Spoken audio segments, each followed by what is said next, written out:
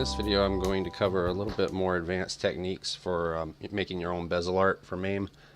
Nothing too advanced, but slightly more advanced than I covered in my beginner's guide video. Before you really get started with this particular video, if you're new to making bezels, I recommend that you first watch this video right here. This is the Mame Custom Bezel Art Guide Made Easy on my channel. I'll put a link to it in the description. And basically in this video I cover the basics. So if you haven't watched this video, you need to kind of watch this one first. This video gets you started so that you can make bezels and you have the basic knowledge and understanding to do it properly. It's not really difficult to follow along, and it doesn't cost anything. It uses free software. And it comes with the download links that you need. It's really easy. It's not anything to be too intimidated by, trust me. Once you've kind of mastered the basics of making bezels, then we can move to slightly more advanced stuff. Okay, and one thing is I did have a request for how did I accomplish certain things in some of my Street Fighter Alpha 3 bezel art. So we'll go ahead and look at some of that stuff first. Like, let's take a look at, for instance, Street Fighter Alpha 2 bezel that I made. Alright, now you can see here I have a character who doesn't have anything attached to them. They're just free-floating PNG image characters with transparencies. And what I'm doing is I'm putting them in these little boxes so that I can have them in keeping with the style that I've been using with my Street Fighter series in Mame. And the reason I do that is because if you look at like Street Fighter 2 Champion Edition, this is kind of where it all began. This was like the first bezel I made, I think. And well, I can't take credit for it. It's the first bezel that I manipulated to work for me, to look the way I wanted it to fit better. The original was made by someone else, and it's my first little beginnings into trying to, you know, adjust, tweak, modify bezel art. And I remember when I was young playing Street Fighter 2 Champion Edition in the arcades, and this really was what you would see around the cabinet. And it has these little windows with this little blue color in the background for characters all around it. And then when I went ahead and did like Street Fighter 2 Hyper Fighting, I was like, well, I also want to have the little blue windows with the little character art, so it has kind of something similar to the previous one. But in the background, instead of having this kind of material, I went ahead and made it in keeping with the pinkish hue that you get in Street Fighter 2 Hyper Fighting. So I did this pinkish background, and then with the first one I used this background, and I kind of did something similar, but I'm just trying to use these little card like things, but find a way to make it, you know, in the style of the game. Like for Street Fighter 2, you know, this is the style, you know, this funny color palette, you know, funny tint and hue, you know, old-fashioned looking or whatever, but you still see little cards, little card bios. And then when I got to the Alpha series, Street Fighter Alpha, it's, you know, depends on how many characters I'm going to be doing what I'm going to do. When I got to like Alpha 2, there's more characters, they're not going to fit so good, and having them at these little angles is kind of a throwback to which one was it? Like this. See how they're at these little angles? I really like the way that turned out, so I do kind of like a little throwback to that.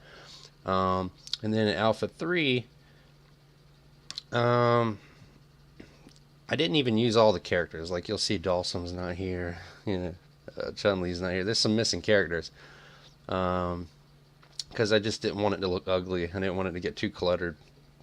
And then when I started going to the Street Fighter 3 games, you know, this one doesn't have too many characters, so it doesn't get too cluttered.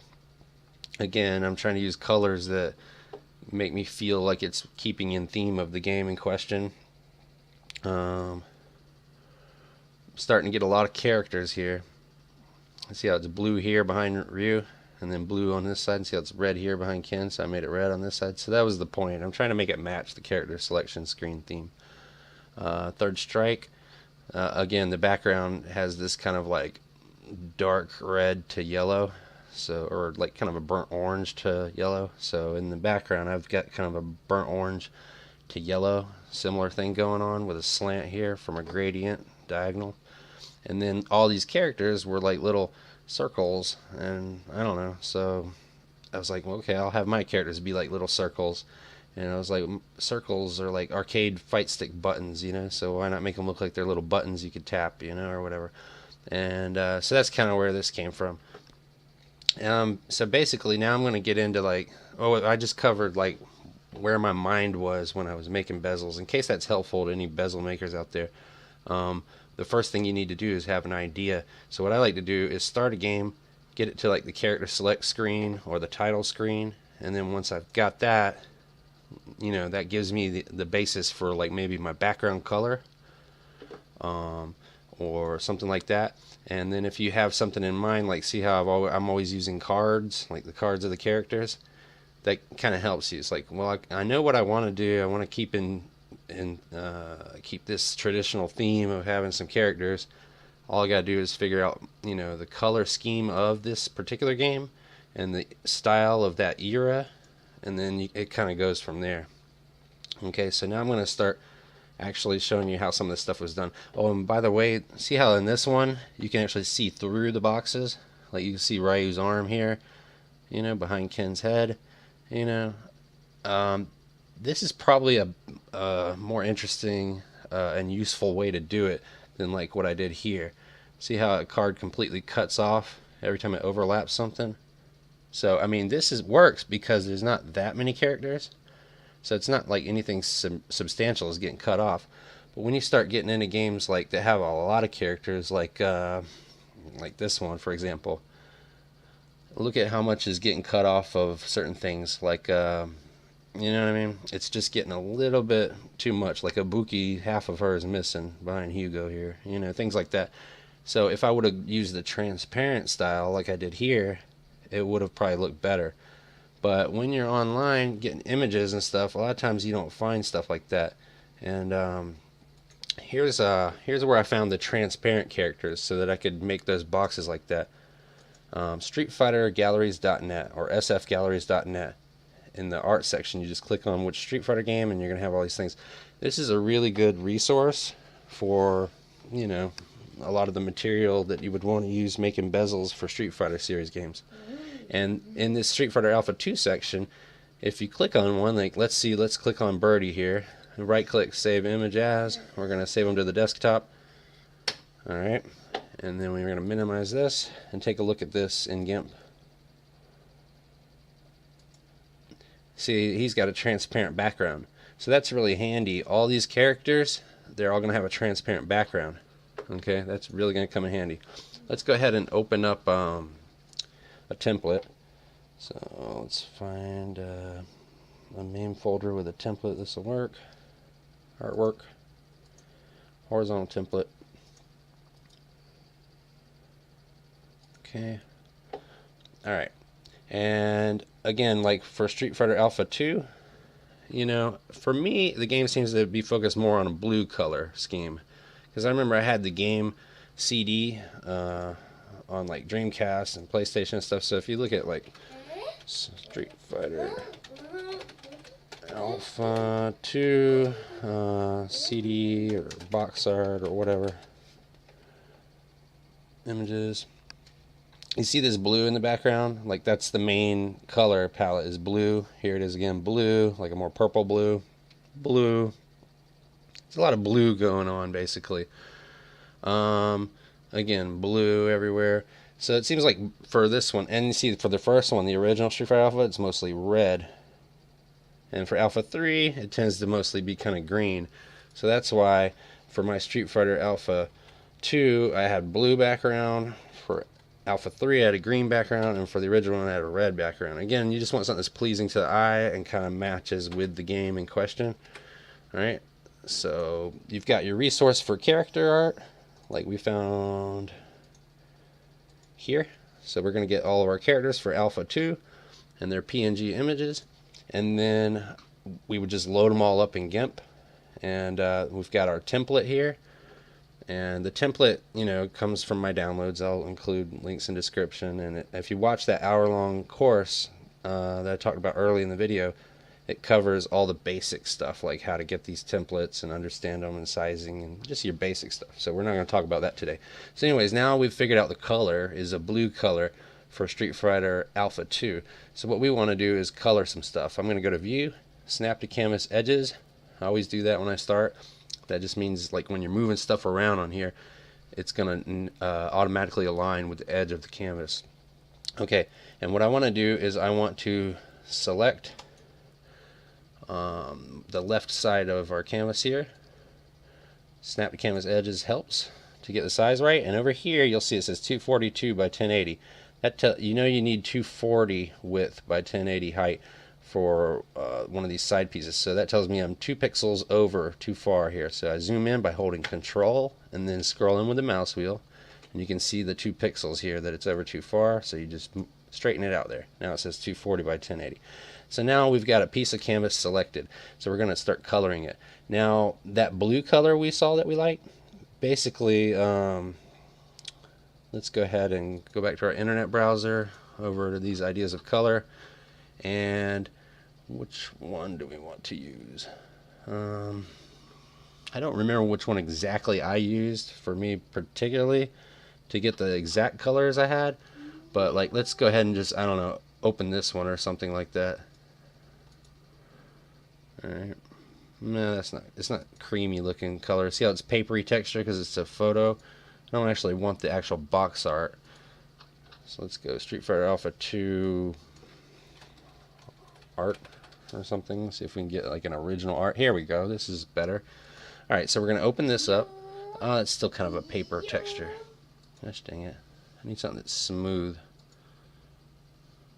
I always liked that art. I remember it was on a Game Pro magazine. You want smooth colors. You know what? Just for the purpose of this demo, it's fine. We're just going to go ahead and use it. Alright, so we're going to go say View Image, Save Image As. It's going to the desktop, whatever. I don't want this to take too long and for people to get bored, so it doesn't have to be perfect, but you'll get the concepts. Open with GIMP. Alright, so what we're going to do is we're going to take our ink dropper tool here, and this basically just helps you to snatch and steal a color. So you don't have to make your own color, you can just steal the color you want. So we need a light blue and a dark blue. So, you know, first we'll get our light blue here, and then we'll switch to our background color here, and we'll get our dark blue color here. Alright, and I'm going to switch this around again so the light one's in the foreground and the dark one's in the background. I'm going to come back over here to our canvas. We've highlighted just this so that we can't accidentally draw or paint outside of it, and that we will fill only all of this. We're going to use this gradient blend tool. I just call it the gradient tool. It's in between the paint bucket and the pencil. It's a good tool. Now what we're going to do is just draw a line through the middle of it, and it's going to blend these two colors together. So you just click and draw a line. Now if you hold the Shift key, it makes sure that your line is like a little more straight. If you hold Shift plus Control, it makes sure your line is like, you know, only within certain degrees so that it's very, very straight without little aliased edges on it, if you know what I mean. See, like this. So Shift plus Control gives you a really straight line if you want. And then you let go of the left click, and you can see it blends light to dark. Alright, now you can also do it in different directions. Like, let's see, bottom up, light to dark. So the first color to the second color. Alright, now if you do it side to side, light to dark. See, side to side. And you can do like angles. See, it's light up here to dark over here. And that's kind of how I did my Street Fighter 3. See how it's light in the top right and dark on the bottom left. But anyways, okay, so that gives you the idea of stuff like that. So you go ahead and let's say we just want a standard top to bottom one. Okay, and then we're gonna go ahead and get like our logos. So let's go ahead and get some logos going. And you could search online. I already have a bunch of logos, so I'm just going to go to Pictures, Capcom Art. Here's a Capcom logo. Actually, just to make things even easier, I can actually just where I got, here we go, Street Fighter Alpha 2. Okay, open with GIMP. Okay, and then the Capcom logo, yeah, open with GIMP. Kind of like that red logo. I don't remember where I got it, but I know I do have it on some other bezels, so I'm gonna go pull that real quick. Artwork, Street Fighters, alphas.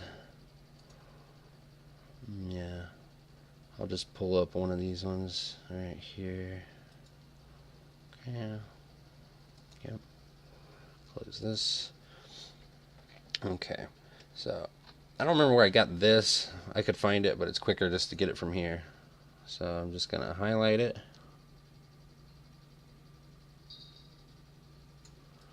Copy. Come back over to my canvas.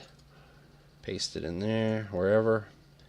Now here's a little trick. When you're moving, when you paste something into a canvas, it always pastes dead center. So that can come in handy if you want something to be dead center and you're trying to manually put something dead center. Like let's say we want something dead center of your piece of bezel over here, and you're trying to sit there and do it manually. All you gotta do is cut it away and then paste it without touching it, and it will put it dead center. And then you can just, without moving it up and down, move it left and right. And one way to move an object left and right without accidentally moving it up and down is to hold shift. Is it shift? I think it's shift. And then use your left and right arrow keys. Yeah, see? And then you can move it without it making it not centered. You know what I'm saying? And while you're holding shift, if you do up and down, it'll move it up and down in steps. And then if you're holding control and you use that mouse scroll wheel again, that's a good way to start zooming in and out. And if you hold shift and you use the mouse wheel, it makes you go left and right. So control plus mouse wheel is in and out. Shift plus mouse wheel is left and right. And then shift plus arrow keys is moving your selected item. Okay? And control plus arrow keys doesn't seem to do anything there. Alright. So then we go ahead and we have like a little logo or whatever, but I don't need it over there for right now. Well, actually, I'm gonna put it here. A lot of times when I'm working on bezels, like I try to think like chess. I try to think in advance what's gonna happen the next few moves. Like let's say I put this in already, and then I started putting in the characters, and the character accidentally overlapped this, and I didn't want the character to accidentally overlap that, because now I have to go and get it again. So a lot of times I'll always leave some of the material that I'm going to be working with here, and then make a copy of it to put in here. That way if I mess it up in here, I've got the original to put back over top. So what I want to do is while it's here, I'm going to hit copy, and then I'm going to hit paste, and then I'm going to move the pasted one in. That way if I need to draw over it, and then I can come over here and grab the one that's not drawn over and put it back over top of it again. Okay, now without holding, see how if you hold shift it moves in steps like this with the arrow keys? If you let go of shift and use arrow keys, it moves in little baby steps. So you can get that fine tuning. Okay? Alright, so that's good enough. Let's go ahead and paste that sucker on right there. Okay. So we've got that. So let's get our game logo here. This has got a transparent background. If you just go to Google Images and you just type in like Street Fighter Alpha 2 logo, you're gonna find a bunch of logos when you go to the images section. And then you'll look and you'll say, is this a PNG? You can see the checkerboard pattern. Yep, it is. And you go to View Image, right click, Save, and that's how I got stuff like that. So that's where this came from. Alright, so we're going to edit, copy, come back to our canvas, edit, paste. Okay, now we're going to go ahead and stick it up here and say, how much smaller is it going to need to be? Well, we know this is 240 pixels, so it has to be at least under 240 pixels. So we go to our resize tool, start resizing. We take note that this chain is open at the moment. That means it could be distorted. If you lock the chain, that means it's going to keep its aspect ratio and not get smushed and distorted. So that's what you want to do. You want to make sure this is locked. Now you grab a corner and you start moving in diagonally so that it evenly shrinks, and you're watching this over here, the width. It needs to be under 240. Let's go ahead and try it at 230 for now. See what it looks like. Scale. Remember, you can always undo something. If it's undesirable and you want to go back, you can always right click and undo. Alright, that's pretty good. Now we're going to use the arrow keys to fine tune the placement so that it's evenly spaced everywhere. I'd say right about there. And then we're going to go ahead and paste that in. Okay, so now we just need to get some characters in there. Okay, so I'm going to take this birdie, copy it in here. I'm going to paste him. Okay, there he is. So I'm going to go ahead and scoot him over a little right now. And then what I'm going to do is, before I even get working on him, I'm actually going to grab a couple more characters. Where was it? Over here. Here we go. Let's go ahead and get add-on. Save image. Desktop. Dan. I'm just going to grab a couple here.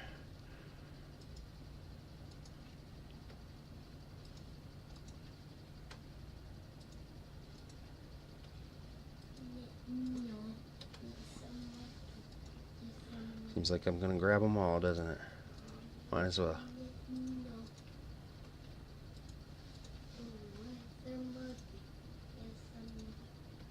My son has woke up, so he is in the background. Hopefully he doesn't get too loud. I know a lot of people in the videos complain about that. Nothing I can do about that. And thank you. Alright, minimize this. Minimize this. And you got all these characters here. So what I'm going to do is I'm going to make a folder to make this easier to import into GIMP. Here's another little tip.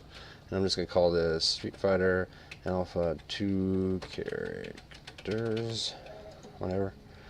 And I'm going to start grabbing all these characters and putting them in there. Cut. Paste. Okay. Cut. Paste. Alright, now watch this. Go back to GIMP. Go to File, Open. We're going to go to Desktop. Street Fighter Alpha 2 characters. Okay. Oh, I accidentally put him in there. I didn't mean to put that one in there. Alright, now you click one so it's blue. You hold Shift. Here's another little trick. Hold Shift. Start clicking all of them here. I think you can even skip over. Yeah, so you just scroll all the way to the bottom. Boom. Now you got all of them. And then you hit Open. Got all the characters now. Pretty easy. Alright, so now what you do is you just start copying them. And you come over here to your canvas and paste them. And I like to move them out of the way to give space, because there's going to be a bunch of them.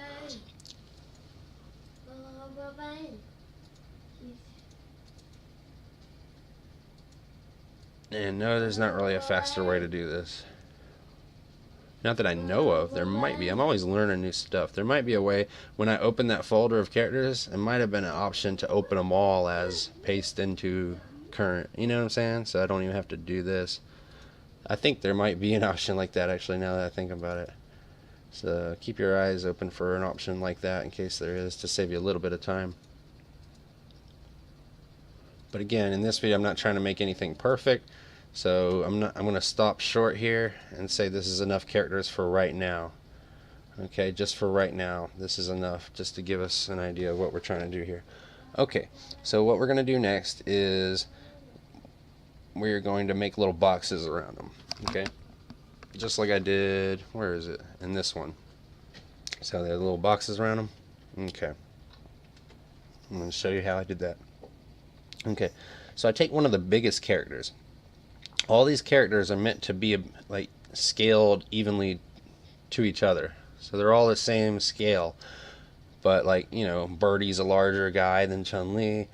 You know, Zangief is a larger guy than Add-on. So some are larger and smaller, but they're all like relative the same to one another. So we only need one size box.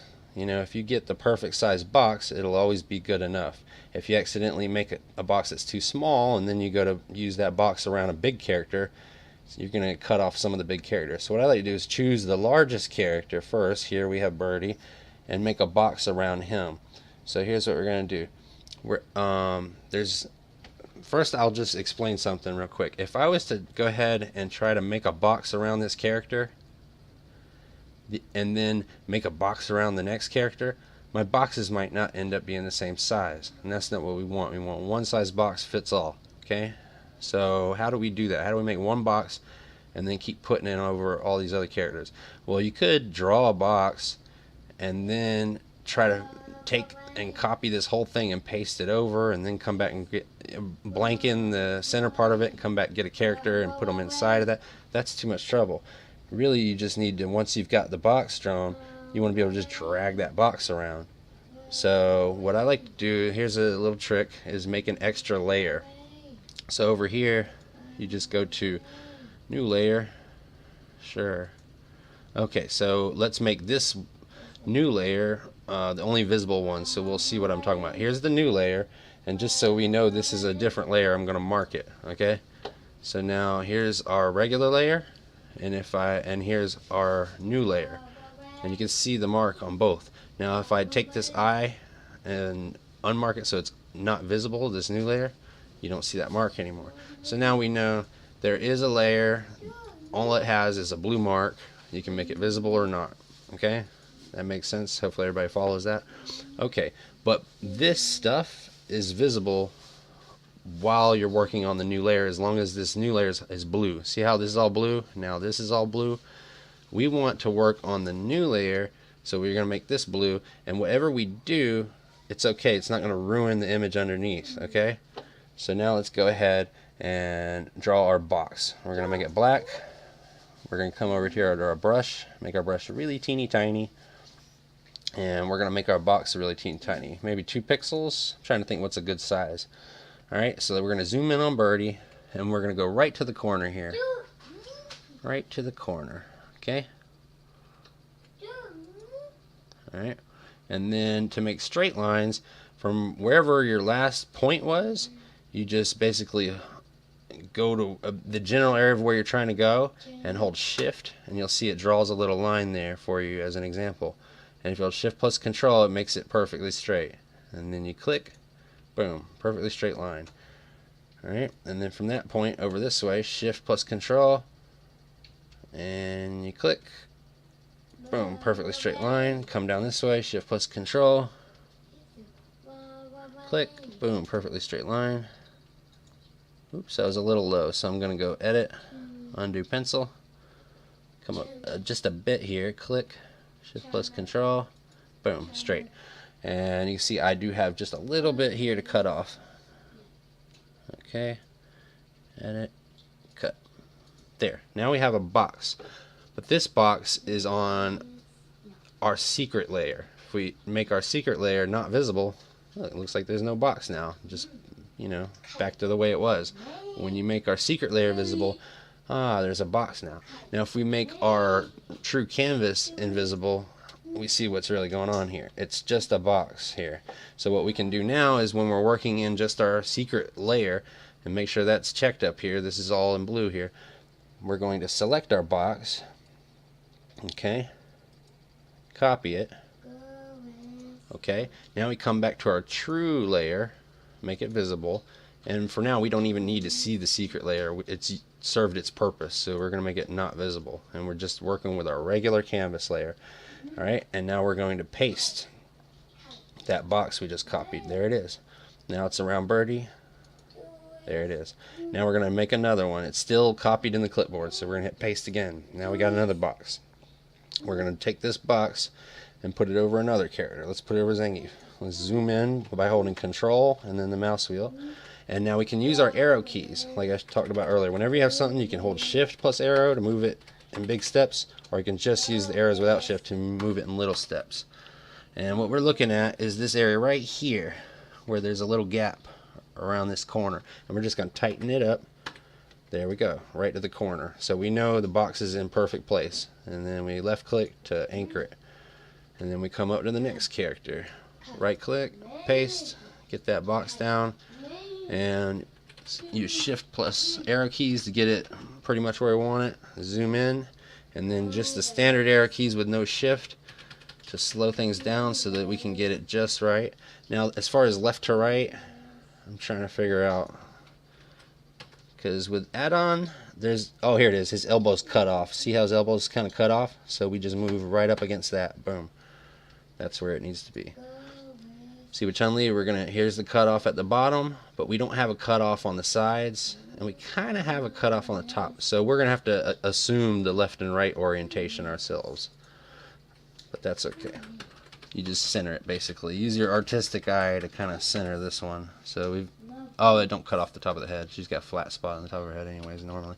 So anyways, we just want to center it. So I'm putting her head right in the middle, about there. Maybe, actually that kind of looks good right there. She's gazing leftward, so there should be slightly more space on the left. So it's not 100% center. Alright, next character. Let's get Dan here. Paste. Move that box. Alright. There we go. And then as far as left and right, this is another case where we just kind of eyeball it. Say right about there. Alright, so now we have some boxes around our characters and we have transparency behind. So what we can do is start putting them in. And let's say we want to get, you know, a lot of times at this point I do think about, well, who's on top and who's on bottom. You know, and I tend to do things like Ryu on top, and then across from him, Bison on top, like they're rivals. And I try to put some thought into it, but for this example, we're going to put absolutely zero thought into it. We're just going to start slapping characters on. Alright, so there's two ways you can move them. You can, well, there's several ways you can move them. You can cut him from here and paste him and have him move that way. You can copy him and then paste him and have him move that way. Or you can go to select and go to float and move the whole thing that way. It really doesn't matter, but if you're a beginner, I think it's always better to have a backup copy, kind of like what I talked about here with this logo. So if you're a beginner, in case you make a mistake, you want to still have the original backup copy that's not screwed up. So what I like to do if I was a beginner is hit copy and then hit paste, so that I've got, you know, one to mess with, but one that's still pristine and not screwed up in case something goes wrong. Alright, so you go ahead and move this guy over here. Now this whole idea of that I've been using where I have characters slanted, like tilted like this, there's two reasons I do that. One, because it was something to save space, because if they're not tilted you can't squeeze as many in there. And two, because I've done it before already, and so it keeps with a theme. You know what I mean? It kind of matches the theme I have on a lot of other ones. You don't have to do this kind of stuff, but this video is basically me doing a walkthrough of like a particular bezel I might have made and covering all the tips and tricks, you know, that went into it. So we're going to cover what that is, that tilt thing I'm always doing. So basically you use this is like the rotate tilt tool, and then you just use this slider to tilt it. Now mine have always been tilted 13.08. Why? I don't know. It's just the tilt that I like. So there we go. I move it one way, 13.08. There he is. I go ahead and look at how much space is to the left, how much space is to the right. So it needs to move to the left a little bit to be centered. So you go back to your move and select tool, click on him, and then I use my arrows. There we go. He's centered. Alright, so I'm just going to put him in there. So now let's go grab Chun-Li, and then we're going to hit copy. And then we're going to hit paste. Let's get her rotated. Get our rotate tool, click on her. And now we're going to do 1308 the other way. So here's 1308 the other way. Hit rotate. There she is. Get our move and select tool again. And we're going to drag her over here somewhere. About like that. And then we're going to use our arrow keys to fine tune the spacing to make sure it's centered. Maybe up a little higher. Alright, that's good enough. And you can see what's going on here. Basically rinse and repeat. Copy, paste. Alright, rotate them back the other way. Alright, move them over. And See how much overlap I have on the top left of Chun-Li's box to the bottom left of Dan's box? So that's the amount of space I'm looking for in overlap to know where to place add-on now.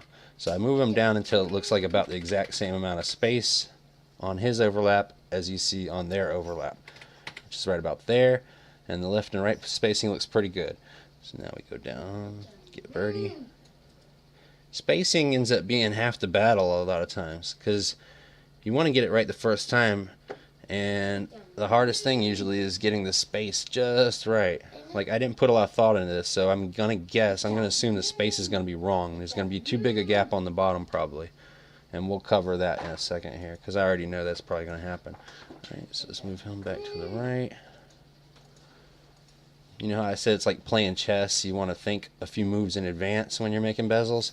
Well, if I was thinking in advance, I'd say, well, before I put all these guys over there, you know, I would do something smart, like getting this background copied to the other side so I don't have to make it all over again. Or thinking about the spacing by placing them here, not really on the side over here, but just here in these tilted positions, and then seeing if it lines up, and I could grab them all and move them around and up and down without having to do it individually. So what you do is you're going to go back a couple of steps, Control Z.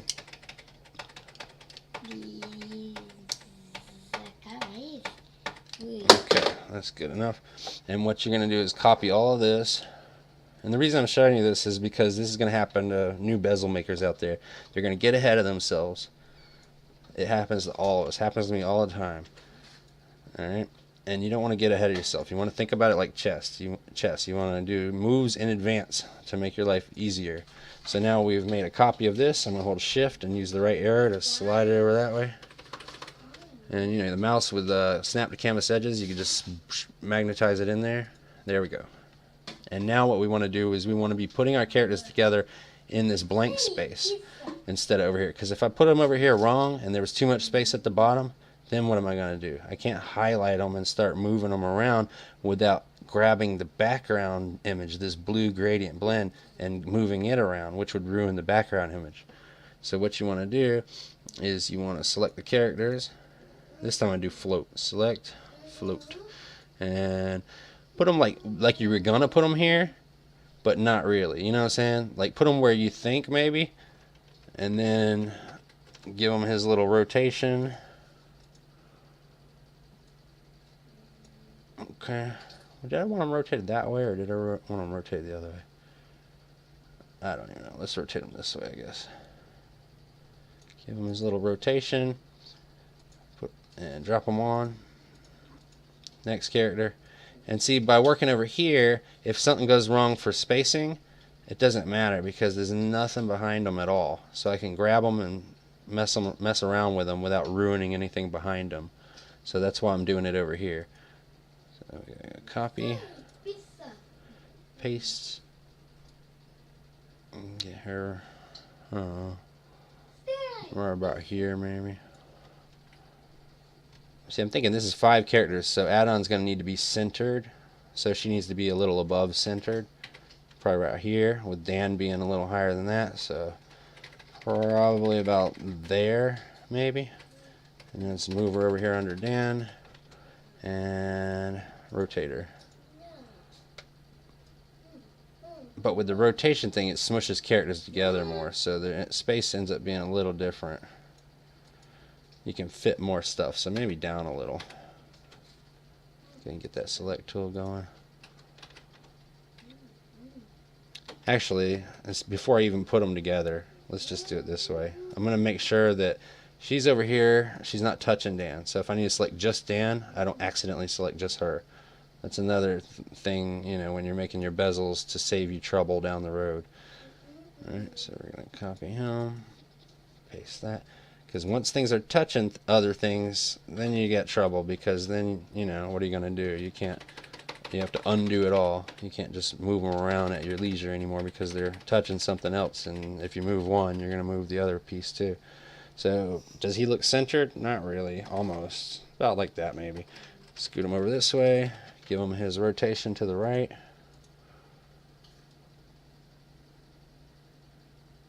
There we go. I'm always using the same rotation, 1308. It's always the same.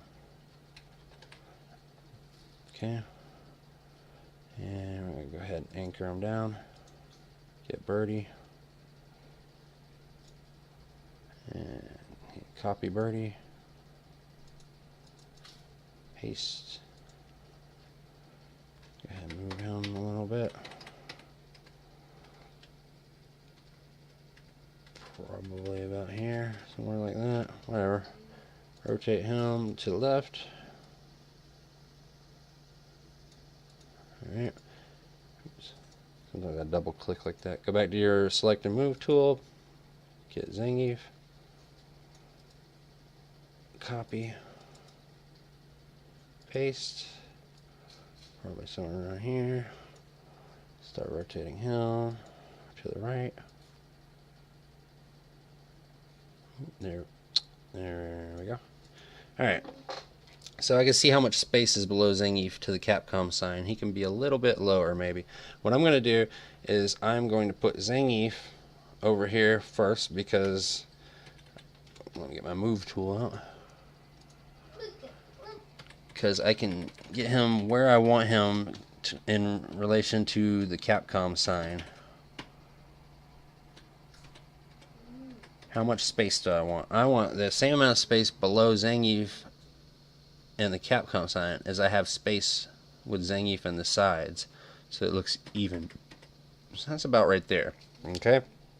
So what I'm going to do is paste that down, and if I screw up, I've got this over here on the right side. This is a fresh background image, so I can just put the fresh background image over here. So now it's okay. Gives you a little wiggle room to screw up a little bit. So there's Zangief. He's pretty much, well, actually he's not 100% centered. Undo anchor and click on him and move him to the left. One more, maybe. I think that looks better. Okay, so he's in a good location now. Now we're going to get our birdie. Or no, wait, sorry. Now we're going to the top one, so we can get close to this up here, the Street Fighter Alpha 2 thing. So we're going to get Dan. And we're going to float him. Select, float, scoot him over. Okay, same principle. We're going to try to center, and we're going to try to move him just enough space away from the logo as he is also away from the left and right sides. So he's got this little gap here. Let me zoom in a bit so it's easier to see. So he's got this little gap here on the left, same size gap on the right, and then I want the same size gap between him and the logo, which is at a slant, but there it is. Alright, so I'm going to paste him in now, maybe a little lower. There we go, paste him in. Get our next character. See why I created left space in between the characters, so that when you select one, you don't accidentally select the other one. And just to do a demonstration, let's say that there wasn't that much space and you kept accidentally selecting add-on and you're like, oh man, you can always use the lasso. So you click here, and click here, you click here, here, and join it together again. See, you can make weird select shapes that way. Okay. And then what we're going to do is float her. I need to get my move tool here. Alright, center, left and right. Now where should she be? Like, because we're going to have two more characters here, and we need it to work out. So what I'm going to do is I'm going to move her over here, and then think about moving these characters all together. So actually, yeah, hang on, undo anchor file. What I'm going to do is edit, copy, and then over here, paste, and then get add-on,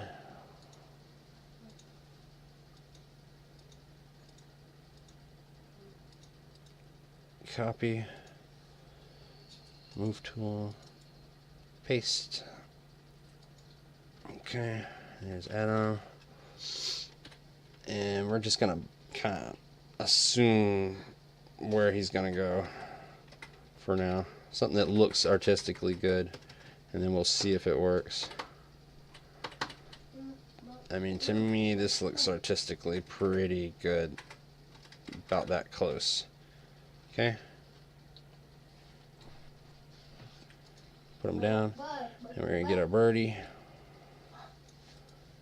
copy, paste. And also this looks, you can actually do like this, put them right on top of the other one and then hold shift and down arrow a few times. That way you know left and right is the same as the one above. Something like that. And now let's grab them all three combined. I think this is probably too tightly compact. It's going to end up being too tightly compact, but let's just see. Select, float, shift plus left arrow.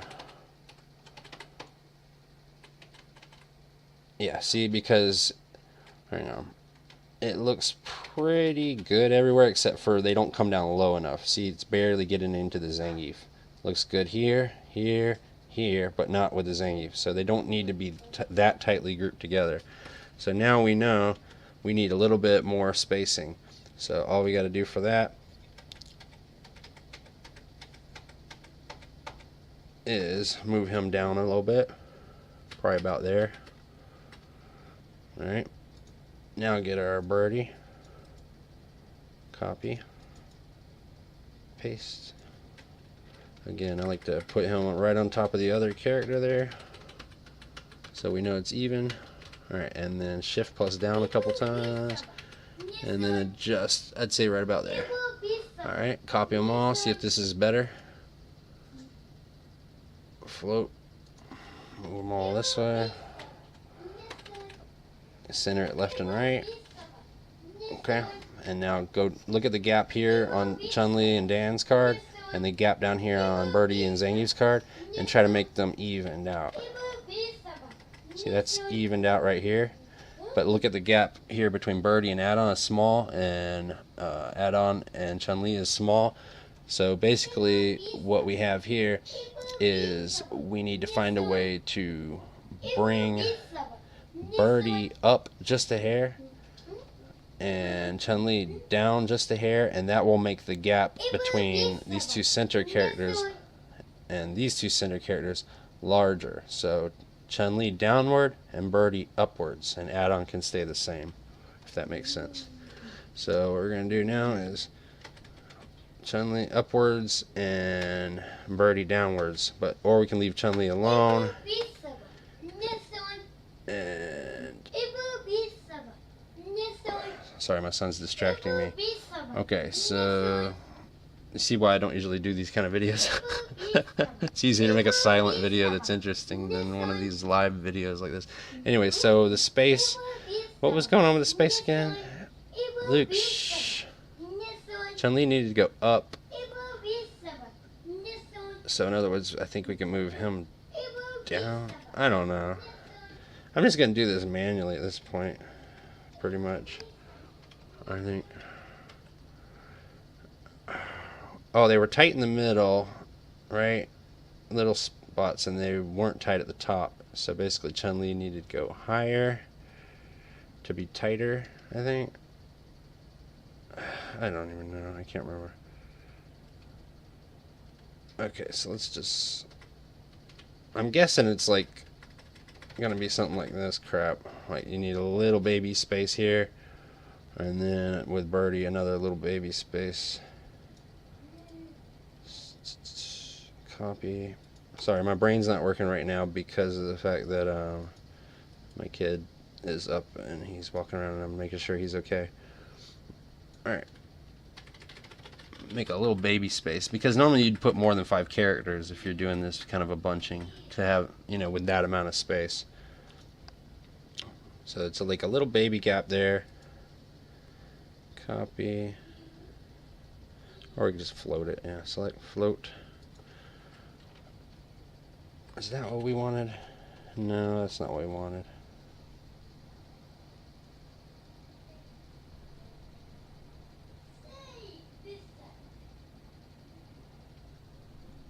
I mean, it's all right. We're not gonna get it evenly perfect because of the fact that there's only 5 characters. You know what I mean? So basically, what we want to do is have this add-on character be centered, and then we'll put our other 2 characters on. That'll be easier. So add-on is going to be centered, and then we'll put our other characters in there. That's easier. Oh, again, how to center things. Duh, I covered this earlier, and this is like so handy actually right now. So here's what you do. You copy this guy. He's the one you want centered. Alright? And then you just hit paste, and it's going to center it. Boom. That's the center of the canvas right here. Boom, right in the center. So then you just scoot him over. So now you know without a doubt that without any human error, you know he's perfectly centered. Okay, so there's a perfectly centered add-on. So now we're going to get our Chun-Li. Now that we know add-on is perfectly centered. And we can use... See, we already know we like the space at the top here with Dan. It's got this much space here in between him and the logo, and the same amount of space between the left and right sides of his box. And we already know we like the bottom one. He's got this much space here, and he's got the same space left and right. And we know we like the center one because we just slapped him right in the center. So now these other two, we can just manually, easily look at the distance between how much overlap is at the bottom of the card, how much overlap is at the top of the card. So first we get the left and right centering done. Easy. We just look at the points of the box until it's the same on either side. And then we look at the gap here at the top of the overlap. It's too small compared to the big gap at the bottom. So we're going to bump it up until the gaps are about equal. Right there, I think. Maybe right there. Okay. Now we're going to do the same thing with Birdie.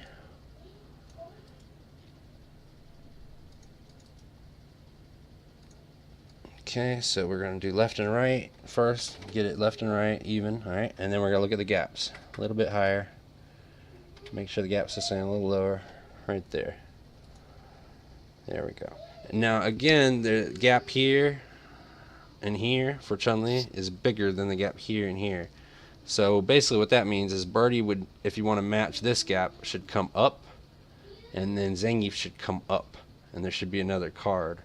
Or, you know, these guys should come down. So this is the kind of thing that I have to deal with every time I make a bezel.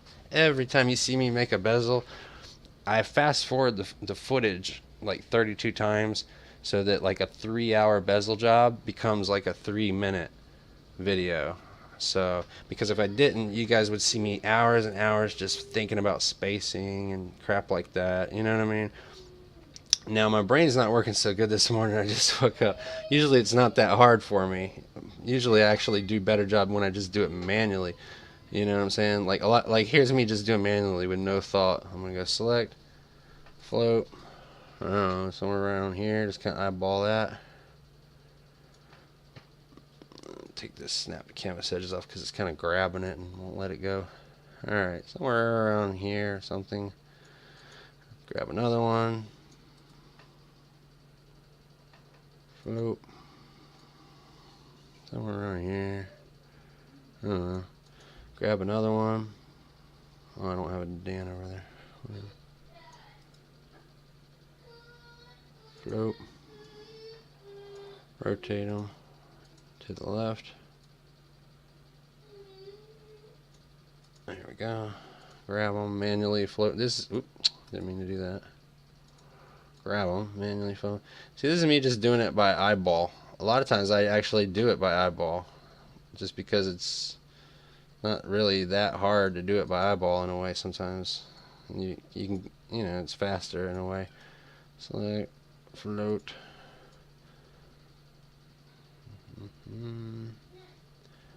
Put him here for now. Who are we missing? Zangief.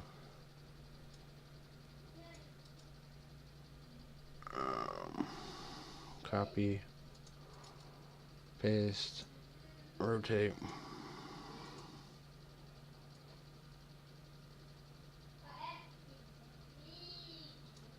See how boring this is when you actually have to watch everything in real time? The videos look alright when I fast forward them, but in real time it's like, good God, you have to sit here and do all this crap? Yep. Every time I make a bezel, it's all this bull crap. It's very tedious, but I enjoy it. Alright, let's get Birdie. Select, float, and get them over here, something like this. Now see, the advantage of doing it this way, where I'm just eyeballing it, is now I've got the same gap here, here, here, and here, and I don't care that it's coming down too low, because remember I saved my logo earlier, so I can just copy it. And here, you don't even have to copy from here. You can copy from over here and have the exact same placement height-wise. So you just copy it. And then while it's still highlighted, don't unhighlight, and then hit paste, and it's going to paste right on top. So now as soon as we hold shift and hit right arrow, there's the copy moving that way. So now we don't have to get the up and down placement, we just have to get the left and right placement. That's easy, you just align it like that. There. See, there we go. And now, like, it didn't matter that the height was a little wrong. And I go, well, how do I balance that out? I'm going to need, since Birdie's overlapped and he's really low on the bezel, maybe there should be somebody who's really high on the bezel that's getting overlapped by this logo. So let's grab another character. I don't care who. Let's get Charlie, or Nash, how they say in Japan. Alright, edit, copy. Back to the canvas. Paste in Nash, Charlie, whatever you want to call him. Rotate him. Actually, no, we don't rotate him yet. First, we go ahead and get a box around him. So we go back to our other layer. We highlight our box. Wait, make sure I've selected the hidden layer. Highlight the box. Copy. Alright, come back to our other working layer, paste in the box. Alright, and oops, select the box. Hang on. Undo rectangle select. Get in there, move that box. Remember, hold shift and the scroll to move left and right. Alright, let's get that box where we want it. On his arm where it's cut off, right there, and on the other arm where it's cut off right there. There, now he's got his box, and we highlight him plus his box, and we rotate it. Oh wait, hang on. Cancel. Edit. Copy. Still on rotate tool. Edit. Paste. Alright, let's move this guy over here. Get a rotate tool. He's going to need to rotate to the right because Chun-Li's rotated to the left. So 1308, rotate. Get our move and select tool. Alright. Alright, let's get him pretty much in place. A little left and right action here. A little up and down action. Now I'm looking at the gap between Add-on and Chun-Li. So I want the gap to be about the same. Not a very big gap, to be honest. About like that. But the other one has the characters who are slanted down to the right are over top. See how Zangief's over top? Well, they're not necessarily over top. It's all see-through. Yeah, nobody's gonna care. Doesn't matter. You get away with that when you have transparent background. If these had solid backgrounds, it would be really obvious which one was over the top of the other one, and then you'd have to give a lot of thought into that. So anyways, let's paste him in there. Alright, let's get our logo again. So we're going to copy our logo. Come back to our canvas. Paste our logo. And I think it was 230 was the size. It helps to have a decent memory. So it's linked together, and we're going to shrink it until it says 230, because I think that was the size that we had.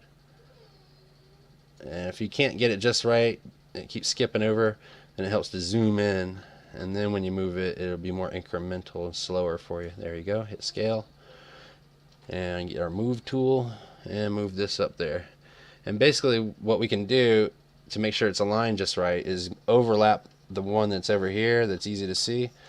And then once we know it's perfectly overlapped, we just move it straight to the right side. So we know, at least we know we have our height correct. So I'm going to look for something like the circle here. This circle. There. That's perfectly aligned. Now I'm just going to hold shift and then to the right with the arrow key. So we know the up and down orientation is right. So now we're just going to get the left and right.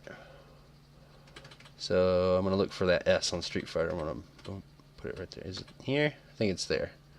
Alright. I'm going to anchor it.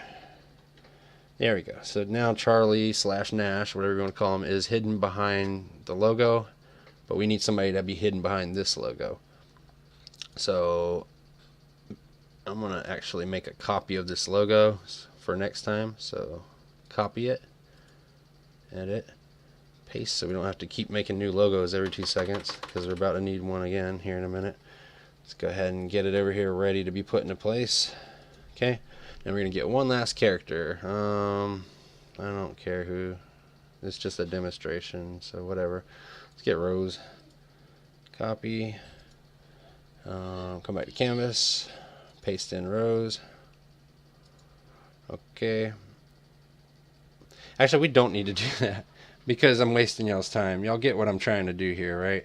Because see, this Zangief is not in the same place. They're different. Everything's different on the left side than it is on the right side. It's not going to match anyways. If I put an extra character up here, it doesn't matter, because here's an extra character up here and then what, a character down here, but these things aren't aligned left to right. See what I'm saying? Like, the gaps here are different than the gaps here, whatever. So if I'm making my own bezel, hopefully I would have saw that ahead of time. I'm making more mistakes now because I'm just trying to run through concepts rather than putting a lot of thought into getting it right. But like, what if you have a side you like? Oh, I like this left side better. I want the right side to look like the left side. What you could do is, once you have this idea for, well, how did I get that left side? Well, basically, you know, you just grab a character and you put them, you know, below the logo with the same amount of spaces you have in left and right. And you grab a character, put it above this bottom logo with the same amount of spaces left and right. Then you paste the character dead center and you slide them over. And then you put the other ones so that they're even, and you watch the gaps. And that's kind of like how I made this side. And then you take your other characters that you're going to put on the other side and you do the same thing. One below the logo, one above a logo, one dead center, and then put the other two. And that would be how you can make it even looking on both sides. Or if you had them all lined up out here in the blank area in the middle, then you could basically just copy it and paste it over here, but then put the new characters on top. Or put the new characters to the side to compare back and forth and know you got the height correct back and forth. These are, I could get lost all day talking about these kind of concepts, but I want to move on to more concepts because I've already kind of exhausted everything that goes into this kind of crap. Like, oh, and another thing is if you wanted to paint the background, because remember I did that on my Street Fighter Alpha 2.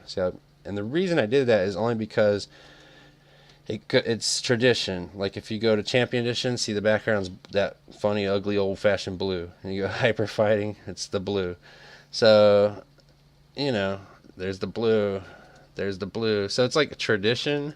So that's why I did that. So for that, you would just go ink blotter tool, come back to your work, get your paint bucket, and put your threshold at whatever you think's safe. The higher the threshold, it might paint everything. If the threshold's really low, it doesn't hardly want to paint anything. We'll just try it at 17 for now. All right, and get the paint bucket. Make sure it says fill with similar. All right, and then start painting in there. See? And it's easy to miss little things like the hole in Birdie's hair. See what I'm saying? But anyways, that's basically how I made the Street Fighter Alpha 2 bezel. Although the one I actually made, oops, my hand's fidgety this morning.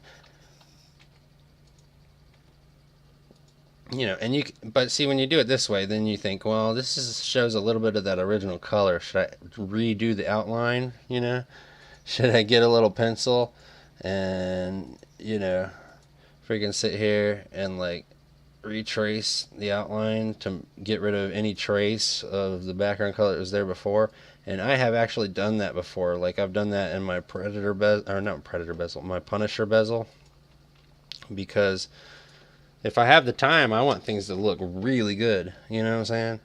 So if you have the time, go ahead and do that kind of stuff. You know, but some stuff you can get away with some stuff. Some stuff still looks good, you know, without having to be that freaking meticulous. Just depends. So a lot of times you want to test it. You want to see how it looks in the game on full screen, and then if something catches your eye as kind of ugly, you come back and you tweak it and adjust it. So always leave your art open so you can come back and make an adjustment until you know you've got it really where you want it. But yeah, that's what I did. And here's the finished product of an Alpha 2 bezel. And if you look at the space here, see this gap under the logo? Really thin little gap here, right here. And then if you look at the gap at the bottom, really thin little gap here. And so they're even. See the space here of the overlay? Space here, space here, space here. It's all pretty even. It looks pretty good. But this was done pretty much manually. You could even tell that it's not 100% perfect. Like, look at the gap, look at the space here, right here, between Dan and Sakura's card, and now look at the space here between Sakura and Chun-Li's card.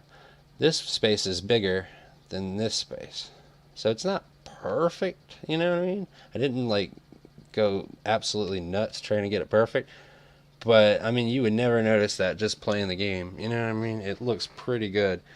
If you wanted to be a perfectionist, you can do, like, let's see if we can see that background. Remember how I just talked about Chun-Li? See how you can see this little bluish color right here, this pixel? This pixel is the exact same color as over here. The reason is because I paint bucketed this, but I didn't go back and, like, you know, draw like this. You know what I'm saying? I think it would look cool if I did, now that I'm doing it. That would actually probably really make the characters pop.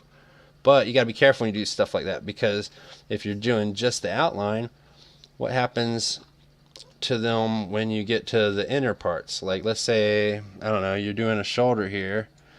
It's getting closer.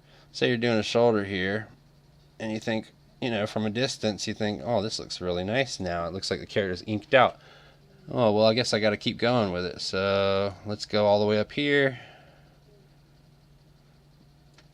Now I got to keep going. Let's go all the way here. Now I got to keep going. You see what I'm saying? Like, do I need to do the inside part too? Do I need to do like this? Oops, squiggled a little bit too much there.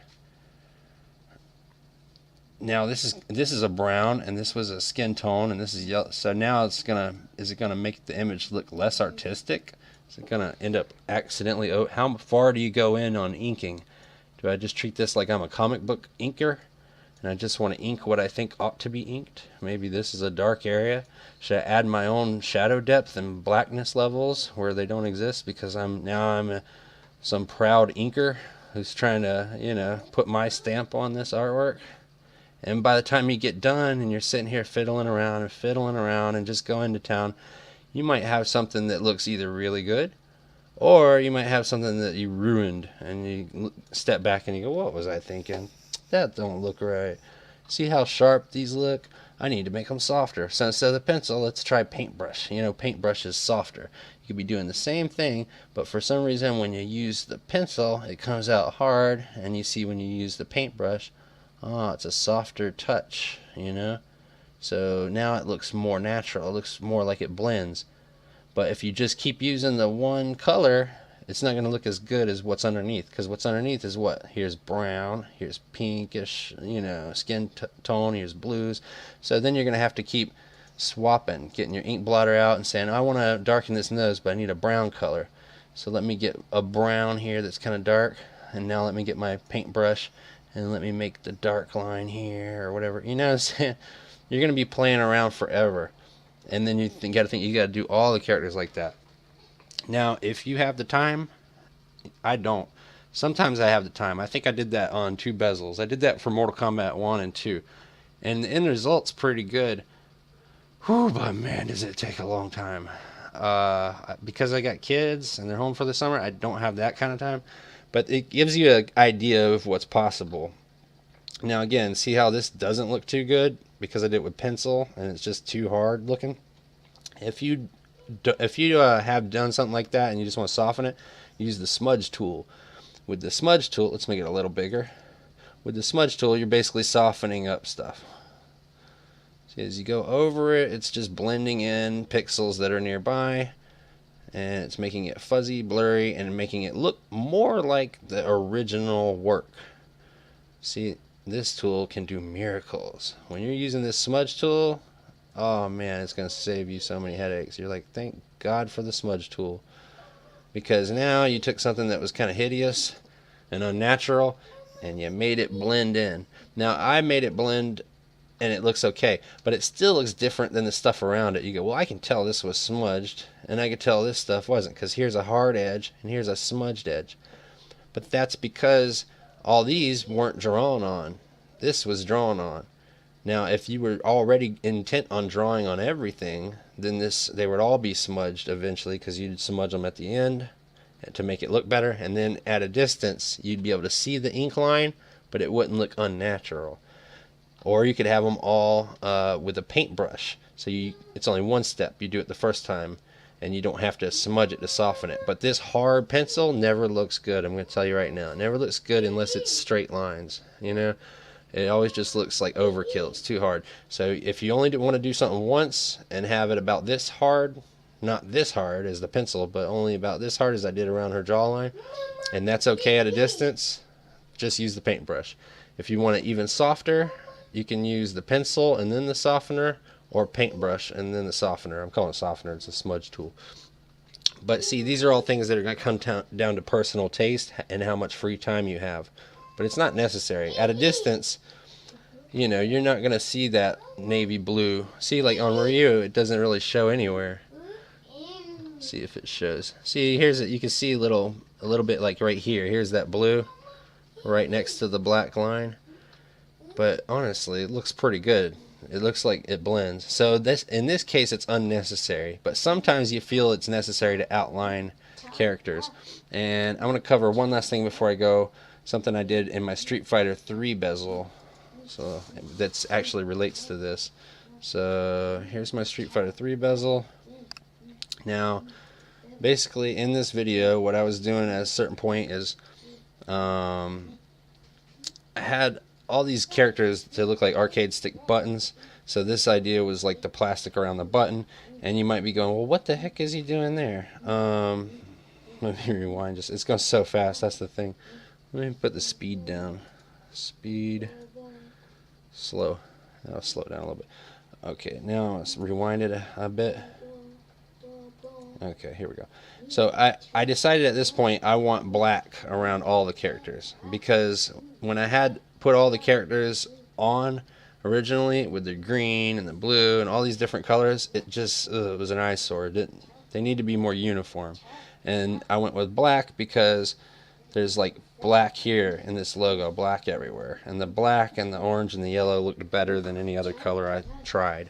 So I was like, okay, they're all going to be surrounded by black. How do I get all these black? You can't just take a paint bucket and fill this in, because it's gonna never be perfect. It'll fill in a piece of it but not the other piece, and then it's just, you're gonna kill yourself. So I wanted to have this copied and just stick it over the top of all the other colors. So maybe you'll be able to see how I did that here. Basically, I'd highlight the entire thing, copy it over here, and then what I would do is, I'm still working in the same layer. I'm not using the background secret layer trick yet or anything like that. So I would highlight with the circle select tool, not the square regular select tool, but the circle select tool. You drag and you highlight and it makes a circle, and then I'm just trying to highlight the part I'm trying to cut away, which is Akuma here in the middle. So once I get that circle right, I cut Akuma out. So now I have this, but the problem is the edges are still a little messy. They're not clean. So what I'm going to do is make another circle and make it just big enough to encompass anything that's dirty, you know what I mean? So that it's got any dirt highlighted. I like to call it dirt, you know, a little bit of kibble hanging off the edge. And then I fill it in with black now, because what I'm trying to do is, see how it's black ring around the outside edge? That's kind of a thick, nice, creamy black ring. Well, I want it to also have a thick, creamy black ring on the inner part of it so that it's even.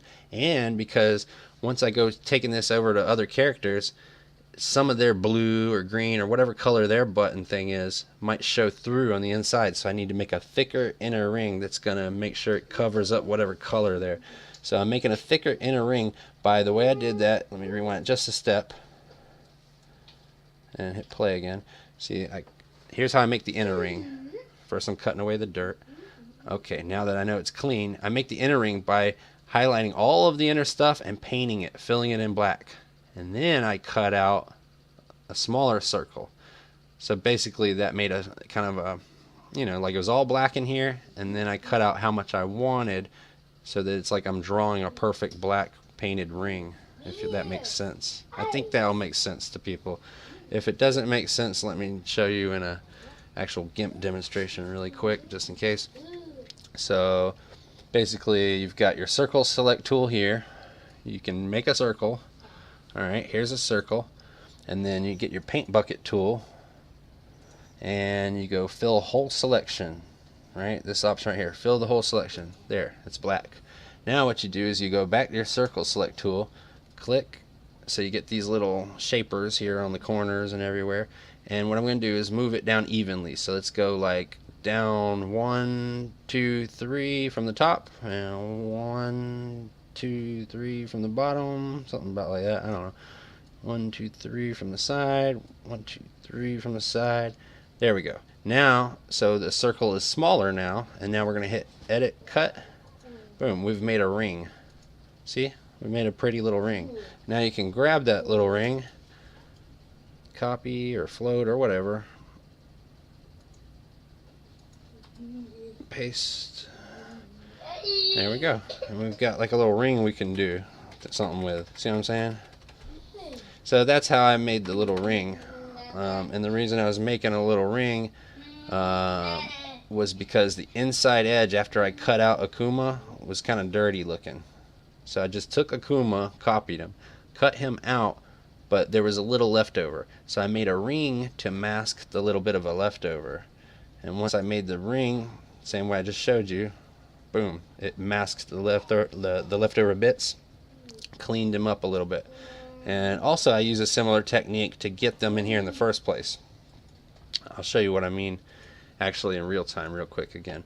Let's see. Here's the image. Open with GIMP. Alright, now I wanted all these characters, all these buttons. So what do? You think, oh, I'll take the fuzzy select and select everything. And then by making the threshold really high, you know one click means everything's selected. Now you make the threshold really low, and you're going to unselect the white area that you don't want. So by doing that, you need a plus or a minus sign on your fuzzy tool. To get that, you hold shift for plus, and you add in some more stuff. Okay, yeah, I want to make sure I've got all this selected. I'm just holding shift. Anything I tap is adding in. You know, like I'm also selecting this area and this area and this area. Now I see that little plus icon above my magic wand or fuzzy select. Now instead of holding shift, I let go and I press control and hold control. See, now it turned into a minus. So now I click in the white area. I want to unselect anything that's a white area. Boom, all unselected. So now the only thing that's selected are the buttons and these like names. So I go, okay, this is good enough, right? So I'm going to right click, edit, copy. I'm going to come over to a canvas here and I'm going to paste it in. Actually, I need a blank canvas, so let me go open. I need a blank canvas recently used.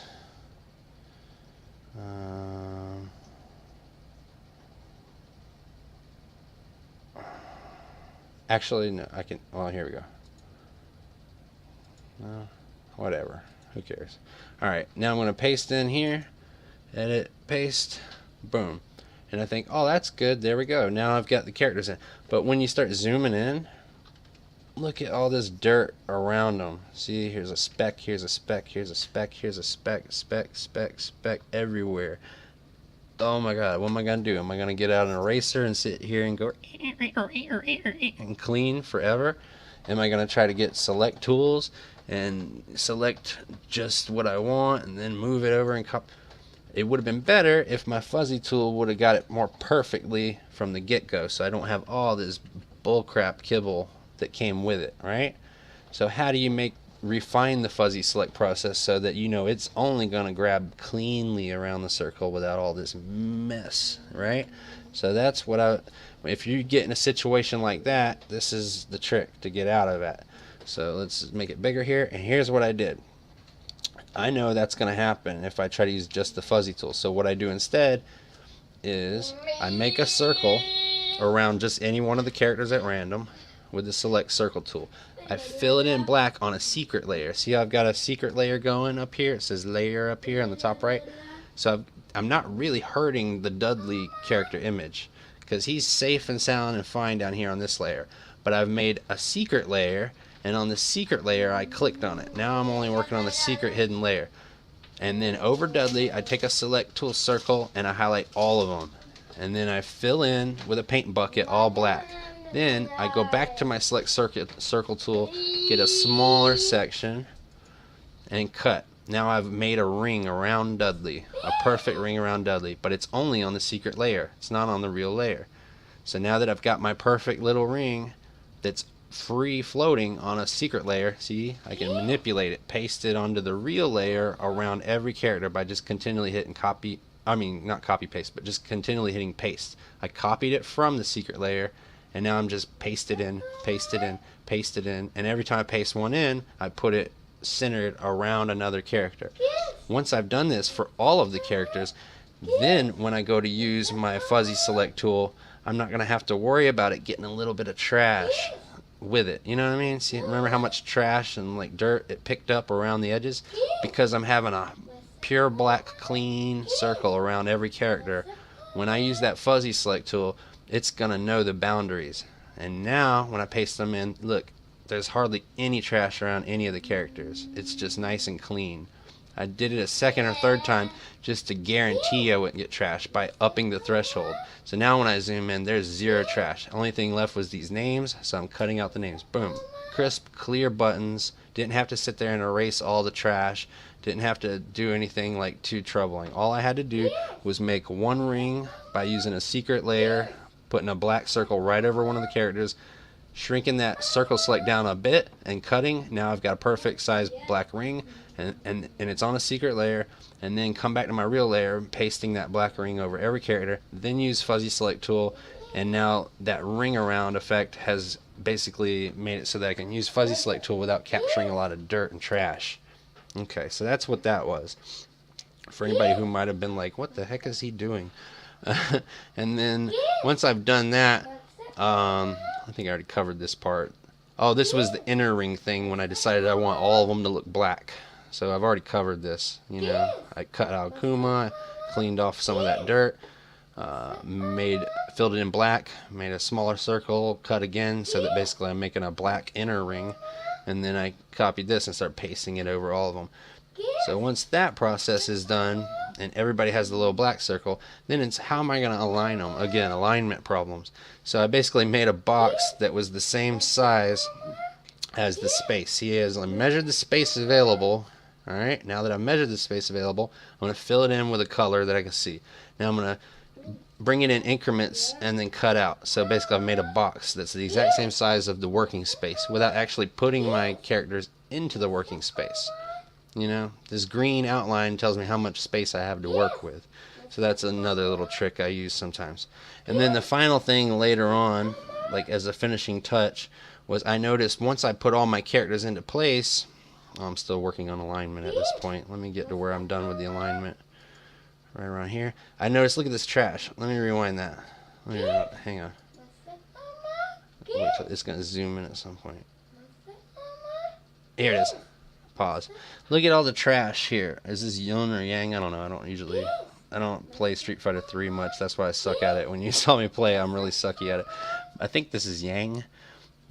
And I think that one's yin. I don't know. Anyways, see, there was a lot of trash around there. So I was like, how do I look at this little white speckles everywhere. Little speckles. So I was like, that's ugly. I got to clean that up. So I took my select tool, made a perfect circle around them, adjusted it till it was evenly around them, filled it all in black. It's just pure black, and then cut out the part, you know, a little bit inwards. So I'm making a black circle again on a secret layer, a background layer. There it is on the background layer, and then I move it in. Once I know I got it, the circle, the thickness I want, and the size I want from on my extra layer, it needed to be a little thicker. There, see how it's thick and dark now? Copied it. Now just paste it around everybody because everybody had that trash. See the little trash around them? And now that you put the dark circle down, it hides the trash and makes it more crisp. So that's what I was doing there. I don't think there's anything else really to discuss as far as advanced tips because that's pretty much all I know at this point. We've discussed how to make everything that I make, basically, I'm pretty sure. There might be some stuff that I know how to do that I haven't gotten into yet. But we've discussed hand drawing, the pencil versus the brush. You know, there's different brush tools to use or whatever. Some are harder, some are so you can figure that stuff out. The size, the opacity. If you don't like how hard it looks, you can make it more transparent, and that softens the brush strokes up. the smudge tool. I'm not going to cover like the clone tool and all these kind of things, but basically like a clone tool would be you click on it and then you hold control and you click somewhere and then you come somewhere else and you just start scrubbing away and it's making a clone image of whatever. Of course that's too small of a size, so let's do this way. See? You're just cloning. So that's the clone tool. Yeah, I'm sure y'all can figure that out. I don't even really hardly use things like airbrush tools or anything. What else? I mean, that's pretty much what I do. I've pretty much covered everything, I think. So I should end it here, especially since my kids are awake and I need to make them some breakfast. And I'll do another video in the future with even more advanced techniques and newer things to discuss. And if y'all have any questions, you can leave them in the comment section. But probably it's anybody who would have questions about stuff like this. It's the kind of thing that couldn't be explained probably in a comment. It's because we're talking about techniques, you know, that really you have to see to understand usually. But biggest tips of this video is hold shift and use the arrow keys to move around your selections. Select and float is a cool feature. And what else? Without shift, arrow keys move in increments. Control plus the scroll wheel is zoom. If you want to highlight something with a fuzzy select tool, increasing the threshold means you're going to highlight everything, and reducing it means you're only going to highlight something small. So that's how that works. If you can draw darker lines around things before you fuzzy select, you're more likely to get clean copies.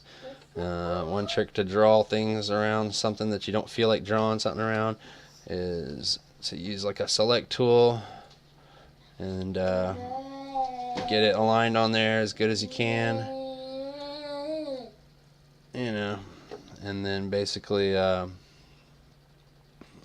fill it in with a paint bucket, that kind of stuff. But that's on, you got to use new layers for that kind of stuff. So basically right click, you go new layer, sure, and on the new layer you do that and you fill it in with a paint bucket, and then you get your select tool, you make it smaller.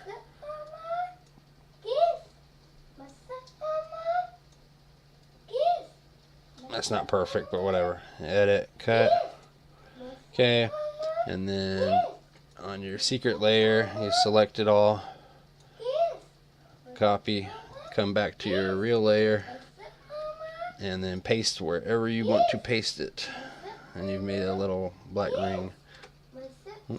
There it is. And you just move it around and see, like I want to clean up the trash around Alex up here. There's a lot of white speckles, so basically you just put the ring into place and that cleans up the trash, because now if you were to use a fuzzy select tool and select everything and then reduce the range to something smaller, see, now it doesn't keep the trash selected. This trash, it's not highlighted. Now only this part's highlighted. So if you go copy and then paste this new image over here. Oh, well, I was clicked on the wrong layer. Anyways, let's go back to where we were. I think we were here. No, where were we? I don't even remember where we're working at this point. This video is going on for far too long. I'm pretty sure you guys understand everything that I've tried to cover at this point. A lot of work goes into fuzzy tool selection kind of crap, basically, though. Like, these characters don't have blank backgrounds. Let's say I wanted to get this Dudley here. So let's open him with GIMP. Alright, close this. See, this isn't transparent, so we're going to use fuzzy tool. Again, a lot of your work is going to be fuzzy tool. So I guess right before I end the video, I'll cover fuzzy tool one last time, because you're going to be working with fuzzy tool a lot. So I always crank up the threshold to max.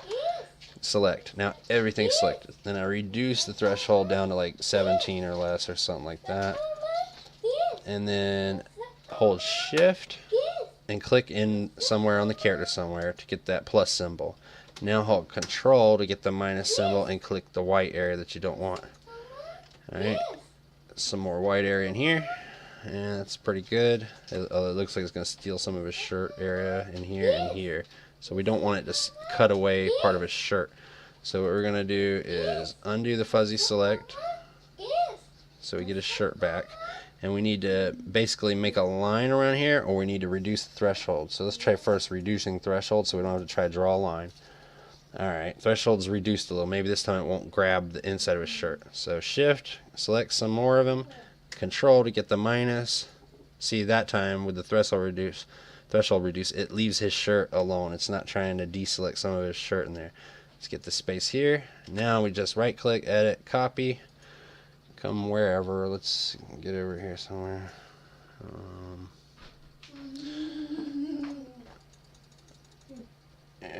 In here, sure, why not? Paste them in here. Alright, let's get his size down a bit.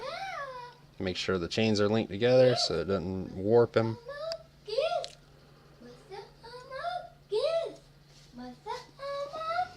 Alright, zoom in on him.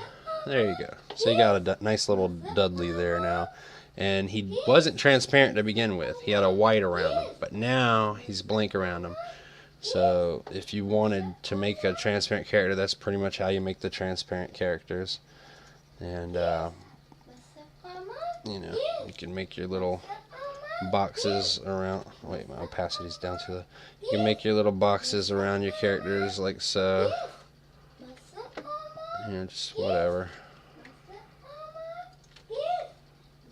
Something like so, you know, whatever.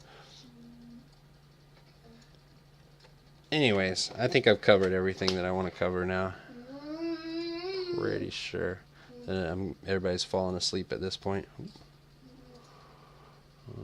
There we go. So, we'll see. Okay, one little thing I wanted to add to the end of this video that I just thought of right before I started processing this video is here's a little tip for you if you want to make boxes or circles that have cool little effects in them instead of just like a plain one color box or circle. So like let's take our like a select tool, you know, and you make some kind of box. Let's say I want to make a box here, and then I go to my paint bucket and I go to fill the whole selection and I paint it. Okay, and then I zoom in a little so easier to see what I'm doing here. Go back to my little box select tool, and then I'm gonna make it smaller. Okay.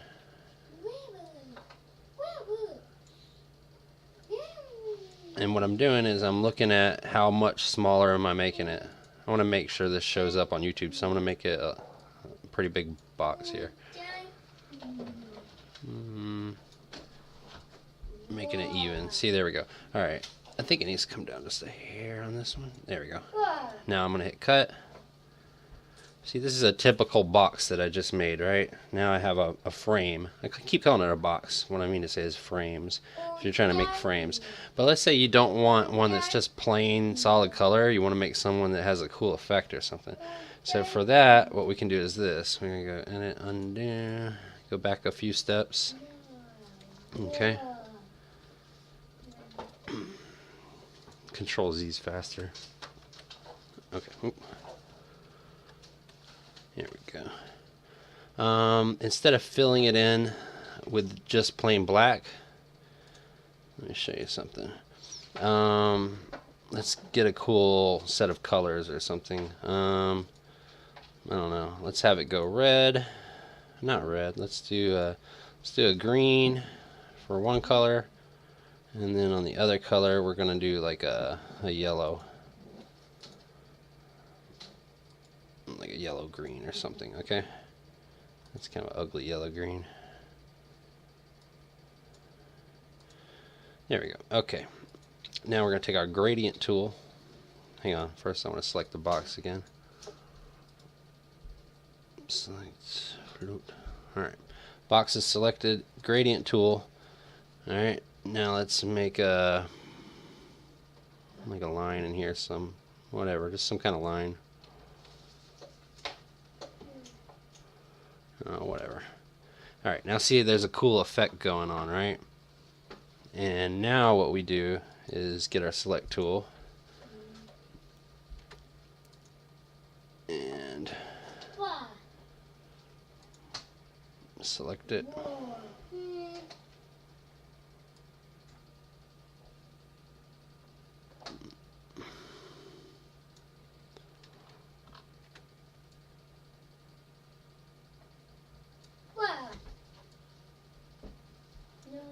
Oh yeah, I want to make it bigger so it shows up real good.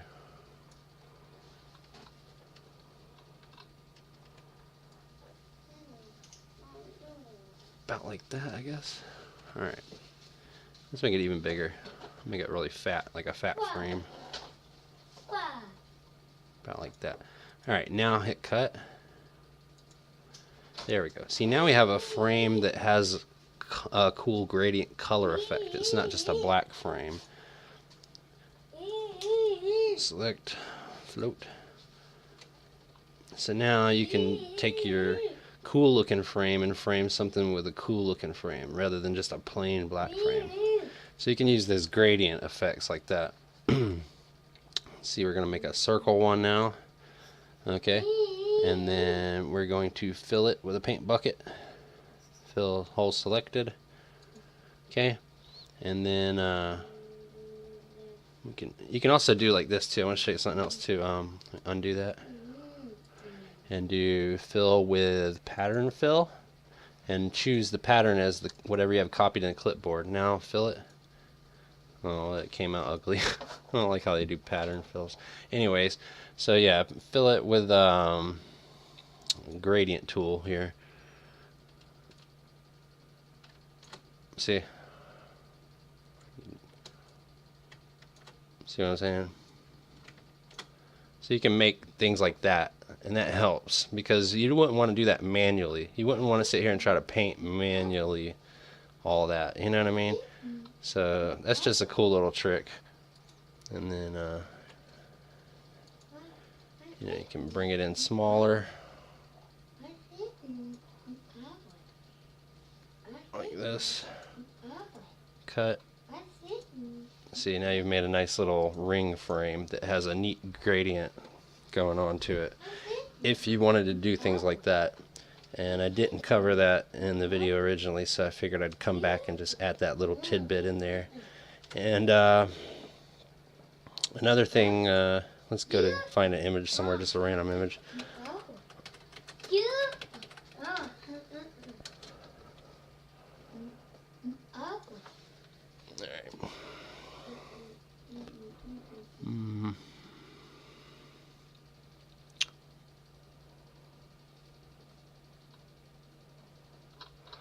Get box art.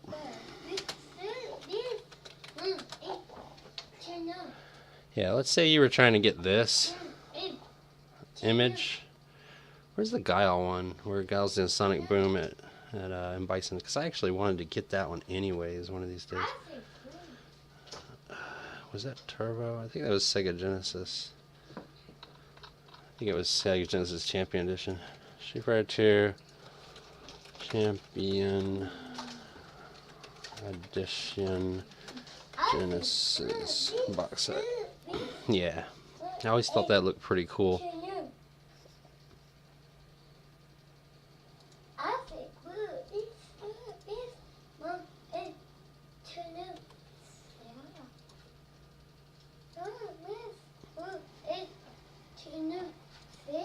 Anyways, one thing I wanted to cover is, what if you're making your own bezels and you go, oh man, I really want this Guile and this Bison here, but what do I do? Because I only want just the Guile and just the Bison or something like that. I don't want all this extra stuff. How am I going to get that? You know what I mean? You can't use a fuzzy select tool, you know, to get just that, because there's no way it's going to do it. You know what I'm saying? Like, you go to use a fuzzy select tool to select just the Bison and the Guile, but how do you know what I mean? How are you going to unselect everything else? Because see, oops, it's already got some of the Guile, you know what I mean? So do you reduce the threshold like by a substantial amount and just, you know, oops, it's got some of the hand there. So you could sit here and try to do this. Oops, it got some of the boot. It's a nightmare, right? What are you gonna do? So you end up really having to kind of do manually. So this is one other thing I just wanted to cover in the video really quick. You end up having to manually use this free select tool, and you're gonna have to come in and you're gonna have to basically sit here and free select like this. And I know what you're thinking, oh my god, do I really have to do that to get the bison and the guile out of this picture and have them as free floating PNGs? Yep. I don't think there's another way to do it. There might be. The only other way you can do it, because eventually you would have them all selected and you get them out like that. The only other way you can do it, I think, is you get like a mask, put a mask on everything, and then you choose a white color here, and you get yourself a big old thick, let's make it even bigger for now. Well, this is okay for now. And you would basically just sit here. I want a circular shape. Here we go. And you color in white the stuff you want to keep, right? Is it transparency gone? I don't think so. And just to make this a little faster, right after I get just his head, I'll show you what it does. See how this is a little faster, a little bit easier? It saves you some trouble sometime if you're trying to cut something complex out of a complex image, you know what I'm saying? And then you have to make it smaller here so you can get into the tight corners. Okay.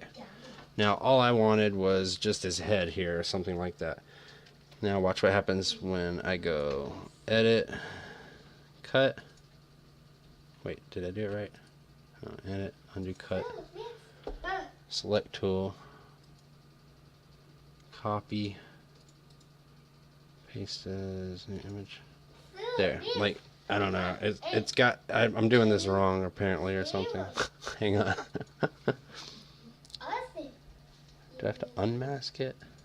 Yeah, there we go. See, I unmasked it. I haven't done this but like one time, so I kind of forgot what the trick was. And you would think, oh, he just sit there and he used the freeform select tool to go tracing all these edges here. Tracing, tracing, tracing. Nope. All I really did was put a mask on, make sure I have a white color, right? Put on a pencil, and then you basically, oh, that's too big. You basically just color with a white pencil whatever you want to take. I'm not using a freeform select. I'm just coloring in what I want to take from this image, and it's a little faster. Now I'm doing it sloppy because, again, I don't want to waste your time. You're watching a video right now.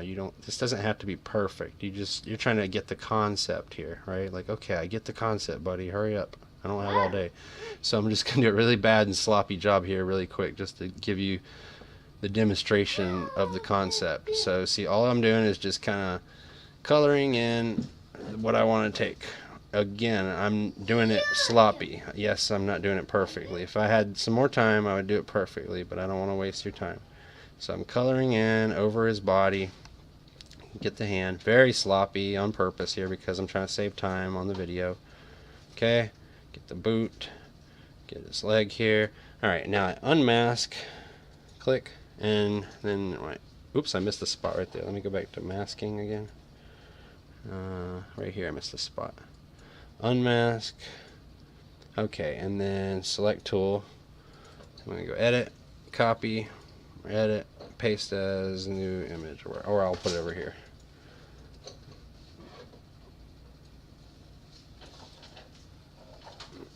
Cut.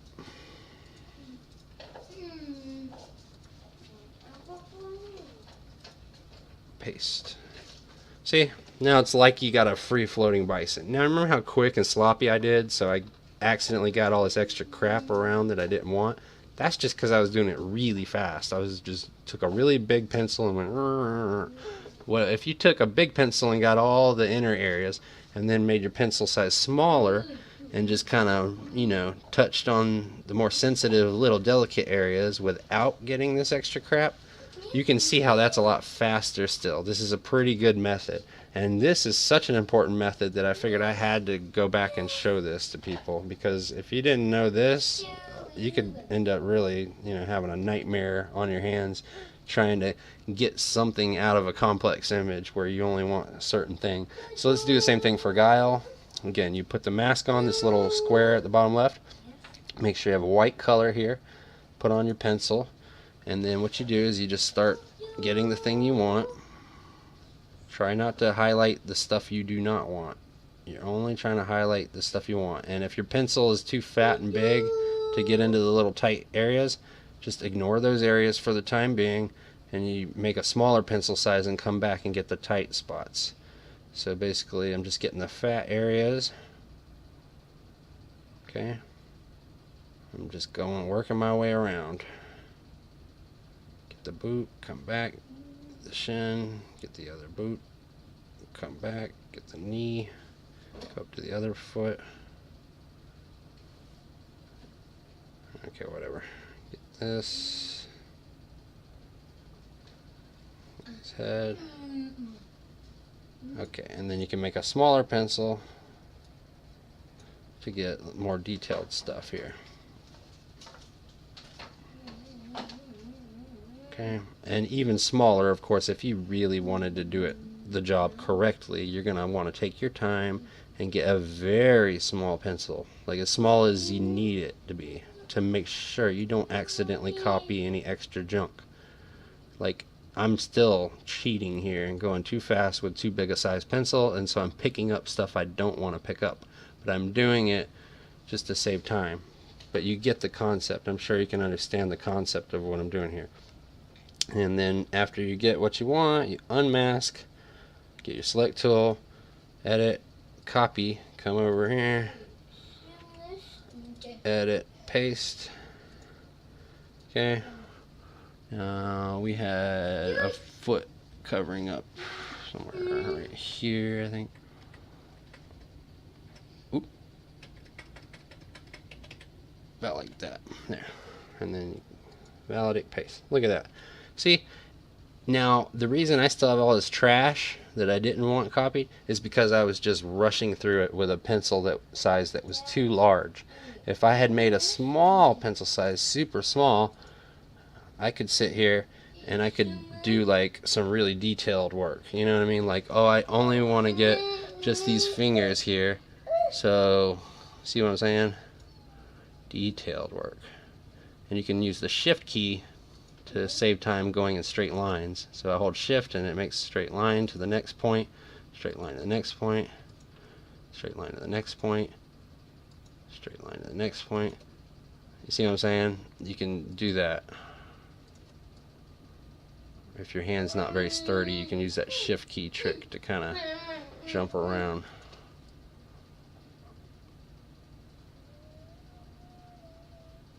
And you can zoom in to make the work easier. You know, if you have a shaky hand, just zoom in more, and then you're less likely to get something wrong. You know what I'm saying? And then once you've got an outer area, then you just get your inner area with a bigger pencil.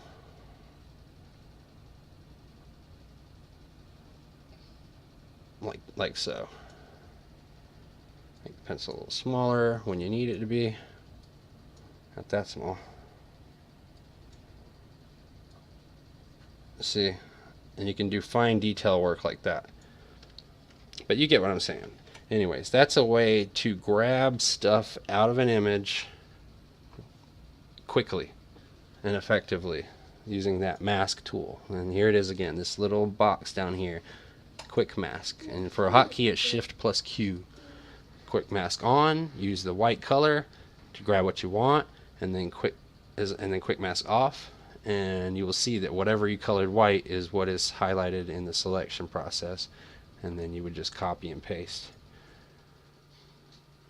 You can also go copy and then paste as new image if you want, so like that. And you see how detailed the hand is here. It's not that bad. There's not a lot of trash around it because I took my time. But so I could do the same amount of detail on these other areas without picking up the trash if I took more time. And it could all be very nice, you know what I mean? Anyway, so that's a little trick I made sure to add in here at the end for people who make their own bezels. Have fun, good luck.